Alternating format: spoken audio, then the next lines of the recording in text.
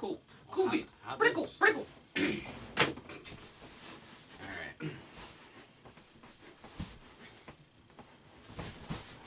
Alright. You good? Oh my god.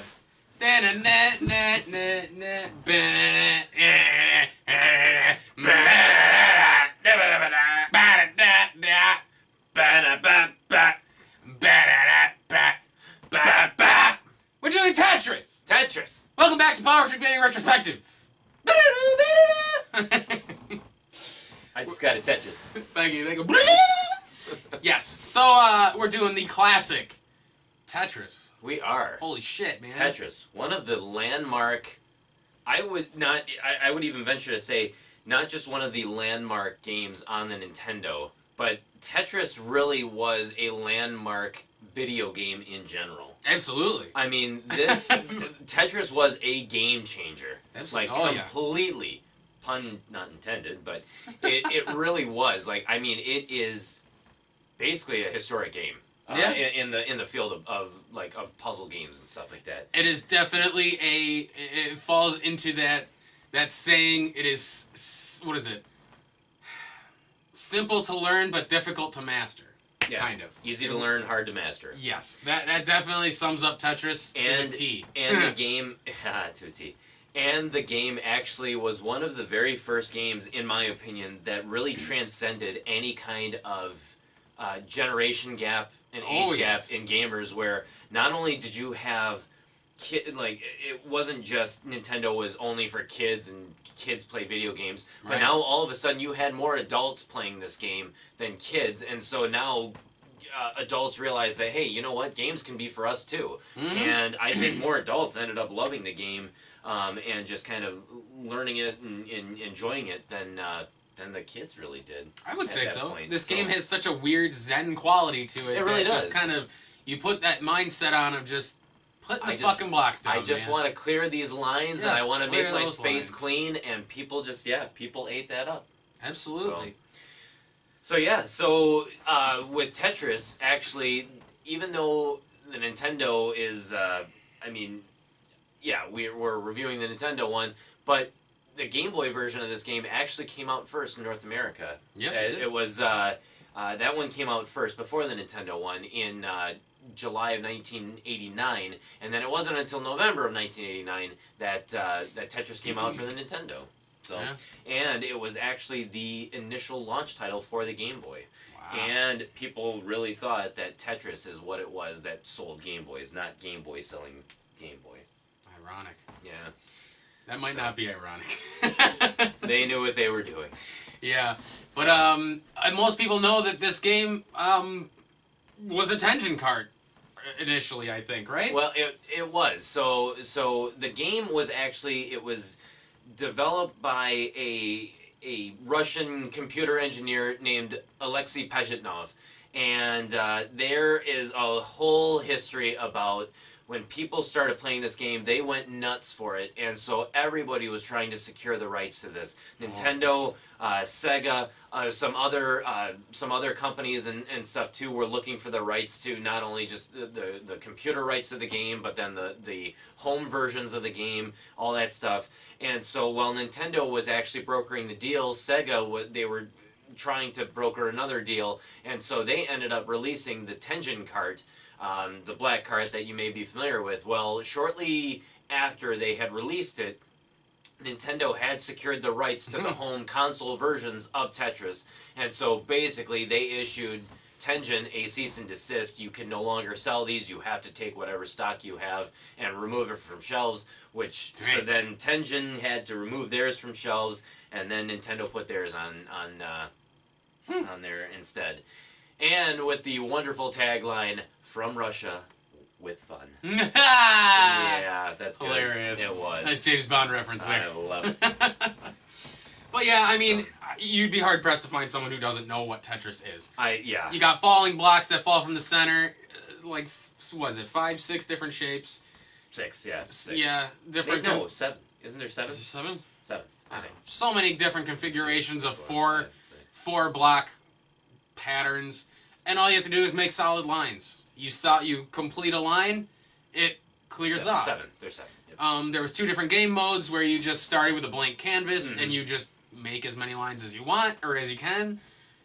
There's another game where it has existing lines that you have to clear out, which ironically we'll get into about with an actual end screen to fucking Tetris. Yes. Which we did. We accomplished that. Yes, we did. After 3 fucking hours. Oh my god. It was a long, hard-fought battle. But, yeah. I mean, this game is so renowned. I mean, goes without saying. I just said. I was gonna say there is little that we could add to the conversation when it comes to Tetris because Absolutely. I mean there's so much that's already it's legendary in the field of video games. So And it's funny because this game has so many like re-releases and other games to it, like Tetris. Wasn't there Tetris 3D Blast or something like that? oh yeah, for the Game Boy. Yeah, of course, which didn't. I mean, nothing did better than the original. I don't think. Well, it's funny because with the Tetris series, I mean they've re-released this game on so many different platforms, Oh, God, and they've done yes. so many reimaginings and redesigns of the game. Tetris Attack, Tetris Blast, Tetris Plus, and all these other different Tetris games that I think it may still even have the distinction of being the most sold video game of all time, like with all of its different games lumped into one. Oh yeah. I mean, for fuck's sake, I can buy a phone case with on my phone where the back is literally Tetris. You play Tetris on the back of your phone case. Oh, on the back of it? On the back of it. Oh wow, that's like you have your phone, and then on the back of it is a screen, and you can play Tetris on it. It's completely insane. Yeah. So I mean, yeah, this game is, yeah. Oh yeah. Epic status, man. Yeah, very much so. So we'll start hopping right into it. Difficulty, don't really think there can be one. Well, it's very variable. It's another one of those games where there really isn't a set difficulty because it's as difficult as you make it. Yeah. Honestly, you have, when you play the endless version, you can start at level 0 for speed and go all the way up to 9. As you gain lines, every 10 lines it goes up a level. So I mean, there's going to come a point where you can only make it so far, but basically the more skill you have, the farther you're going to make it. So the difficulty in and of itself is going up as you're getting better and better at it. So yeah. And then the same thing with the difficulty of game B, which is where you have to clear out the existing lines and designs that's on the screen, where there are multiple levels of that, where I think there's 6 different difficulties in 5 different kind of heights in each one of those difficulties. So I mean, you can pick the one that you're comfortable with, and as you get better at the game, obviously the difficulty increases, but yet your skill will increase with it as well too. So Absolutely. yeah, so I really don't think I agree with you. You can't really put a difficulty on this game. Yeah, not really. So. A lot of puzzle games. Well. Yeah, well, some puzzle games, yeah, but this is literally, there really is no story to it. There's no level progression. It's literally just do the thing. Just clear the lines. Clear the Yeah. lines. But I do remember that we spent quite a bit of time on that hardest difficulty on Game B, trying to get the secret ending. Yeah. Which is pretty freaking cool. I mean, it took a lot of iconic Nintendo characters, and they're playing instruments. I mean, they're and they all kind of bastardized versions. And they all look heavily Russian. Oh my god. I mean, it's pretty funny. Mario and Luigi look so Russian. Yeah, it's amazing. Yeah, it's pretty cool. That was something I never knew growing up. That was there was an actual end to this game, or an end screen of some sort. There certainly was. It was pretty neat. Yeah. Oh, I suppose we never talked about that. Whereas as you're playing the free game, like the clear screen, do as much as you can. There's different. Shows you how well you did, essentially, where you get like a tiny rocket, and then eventually it goes all the way up to where the fucking castle takes off. Yeah, so so based on the score that you can get one of, I think it's 4 different ending screens. So you can get a little baby rocket, and then you can get the intermediate rocket, like a bigger rocket, and then you get like a huge space shuttle that can take off. Isn't there a UFO? And then there's a UFO, and instead of the UFO taking off, the castle actually takes off. That's really funny. So you've got the 4 different 4 different levels of score. Yeah. So you don't really get an ending per se for that, but on Game B, you actually do, where they can actually play, where it shows the Nintendo characters like playing instruments and stuff. So with each progressive level that you beat, you have more characters on screen. And so if you beat it at that highest level, at the highest difficulty, you'll see all of the characters on the screen. Could you imagine, like, if let's say Sega actually secured the rights to this? Do you think that added end screen was something Nintendo did by themselves? They had to have. Yeah. Oh yeah, I mean they weren't. Yeah. Sega wouldn't have had Nintendo characters. No. Could you imagine like if Sonic the Hedgehog was on there, or fucking like all these weird Sega characters that even back then I don't think even really existed. I was just about to say I don't even know. If weird. They could have had maybe Alex Kidd. He was their he was their biggest or their biggest mascot at the time. Yeah. Kid Chameleon, depending on when that came out. I don't know. When did the Genesis release? Shinobi, 1989. Oh wow, yeah. Well, Sonic would have then. Sonic was not a launch title. No, it wasn't. It was not. It came with Altered Beast as a pack-in. It came with Altered Beast with pack-in. Well, that's weird because I remember the year we got our Genesis. It was quickly packed in with the game. Right. Altered Beast was packed in, but then we also had Sonic the Hedgehog. But I think we got it in '90. That's probably why. That could be why. Yeah. So. But yeah, all right. So we'll move on to fun. What do you give it for fun? Boy, I have a feeling we're gonna have differing opinions. We might. I don't want to give it a. I don't want to go too high, but at the same time, I give it middle. I give it a straight 5. Hoodoo. I give it a 5 just because it's. I mean, it's gonna be higher than that. Well, there's not much to it. I know, but how it's got like an endearing love and fascination that still to this day I could play this game for hours and just be happy. And be happy. I could. Well, it's I suppose for you it's like it's a turn-off switch. It is. You just relax. Click your mind off and play. You almost like it's ironic because some people say that they want to play this game to relax, so they just turn off their brain and play it. But it's like you actually have to think while you're playing it, so you're actually thinking quite heavily while you're turning your brain off. Yeah. So, yeah. But for me, no, I would say that this game it's gonna be an 8 for me. An 8 for Tetris? It's an 8. Oh my fucking god! It's Tetris. It's Tetris, and I love this game. Yes, there's very little substance, but at the same time, you got 3 different songs, you got 2 different modes of play, and the quality of the game, the puzzle aspects of the game, it's fantastic. It has aged wonderfully. Oh, absolutely. I will not argue that. It is aged wonderfully, and the replayability is through the freaking roof. It seriously is. If this is your kind of game, like if this is what you like, absolutely. But so this is where we're gonna have to agree to disagree. Absolutely, but I think that this is an iconic puzzle game, and this really set the standard for puzzles. Oh hell yeah! For puzzle games. I mean, how many different types of puzzle games do you see where it's still like the screen down the thing and stuff falls? I mean, you got Columns, Robotnik's Mean Bean Machine, Kirby's Avalanche. Yeah, you got even Bust-A-Move, but that comes from the bottom. Like. Yeah, but still, it's the same. Yeah, they tried to emulate it. Basically, all those games came out as in response to Tetris. Absolutely. Saying, how are we going to create a puzzle game that can stand up to Tetris? I mean, it was a powerhouse back then, and I still feel like it's a powerhouse now. Oh yeah, absolutely, 100%. What was another one that was kind of like that? Wild Snake, I think, was kind of like that. Was kind of like Tetris in a weird way. Do you know what's funny about Wild Snake? What's that? Is that was also developed by Alexei Pajitnov. Get the fuck out of here! Holy shit! He did Wild Snake. I didn't know that. Yeah, he did Wild Snake. Well, that explains a lot. Yeah, it does, doesn't it? And have you ever heard of Hatris? Yes. Yeah, that's him as well too. Sounds like Tetris. It does, but it's with hats. Yes. Although I always found it funny too that in Star Tropics 2, you're hunting down tetrads. Was that funny? No, was that 2 or was that 3? That was 2.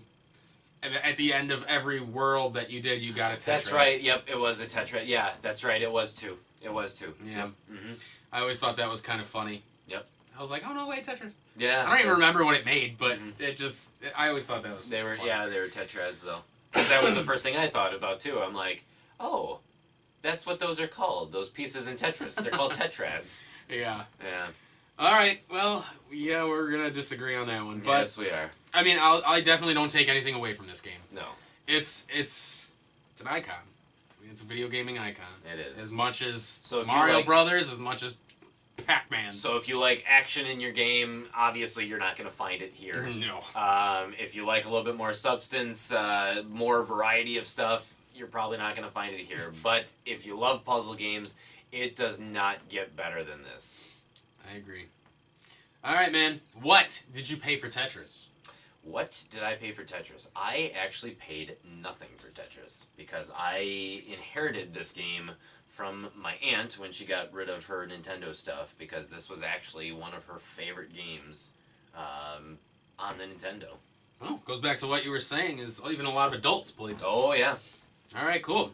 According to PriceCharting.com, Tetris currently goes for $7. $7. Would you say, like I have to ask, would you say $7 is worth it for Tetris? No! I'm just kidding. I'm kidding. I'm like, So- I ought to slap the crap out of you right now. So, even I think yes. No, yeah, so no, $7. This game is super cheap, and it's because there are millions of this game out. Oh there. my god. It's so easy to find, but absolutely at $7, absolutely it's worth every penny. Yeah, to you will hunt this game down. There is no shortage of this title. I would No. say any mom and pop store that sells retro games is going to have at This least is gonna one be copy of Tetris. if any store that sells Nintendo games, this is gonna be one of the ones that's in that stack. It's just, I mean, that's just the way it is. not to mention this game is so accessible. I mean, you'd be hard pressed not to be able to find it. Yeah, exactly. Fuck. So, But yes, but yeah, $7 for it. Absolutely. It's the ultimate puzzler for the system. It's really set the standard for puzzle games on the system. And $7, absolutely, you will have a lot of replayability with this game, and it's just, yeah, it's a fantastic game to me. So yeah, definitely worth every cent. Fucking hell. Yeah, Tetris. What a masterpiece. Tetris. You know, I don't know, but what? I know that they say this game is formulaic in the fact that it never shorts you pieces. I find that bullshit, and I think that's my biggest gripe with this game, of why I think the fun is only a 5.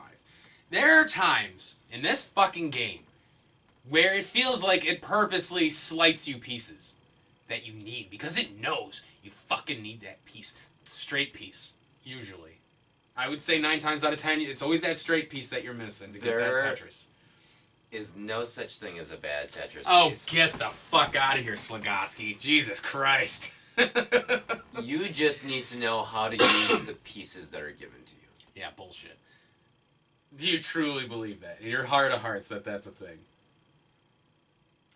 It's bullshit. Thank you. Especially when you're waiting, you're clearing, you've got this large stack, and there's only just one little line that you just need. That's all you need, and you're building it, and it's so nice and so just wonderfully neat and clean. Everything's fucking fitting. Everything's fine. Everything's fitting. All you just need are those straight pieces in the one column, and you're not getting a straight piece. You're not getting a straight piece, and then all of a sudden you're almost at the top, and you're like, "Where's this fucking straight piece?" And then you're like, "Okay, fine. I'm gonna put this one piece right here because I need to start clearing it." And so then you block off that whole little lane of it, and then you get the straight piece, and then Tetris is like, "Ha ha ha! You covered your hole, and now I'm gonna give you a straight piece.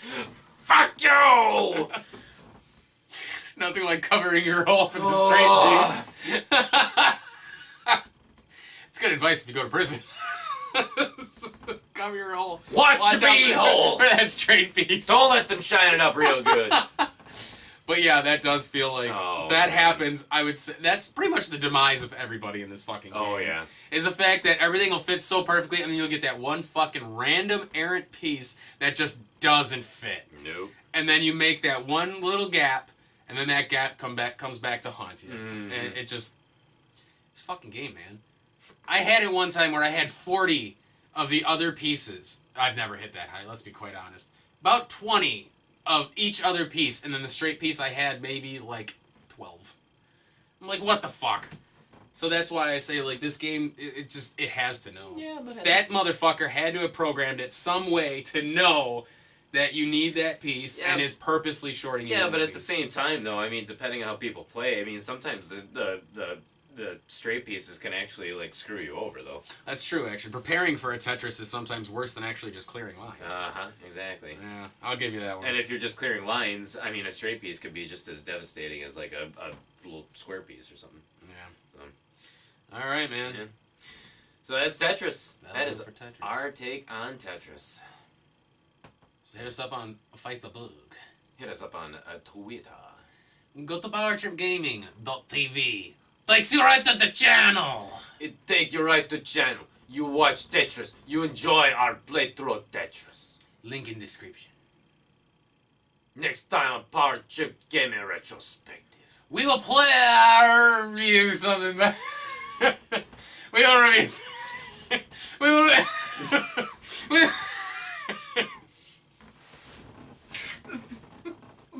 Are you okay?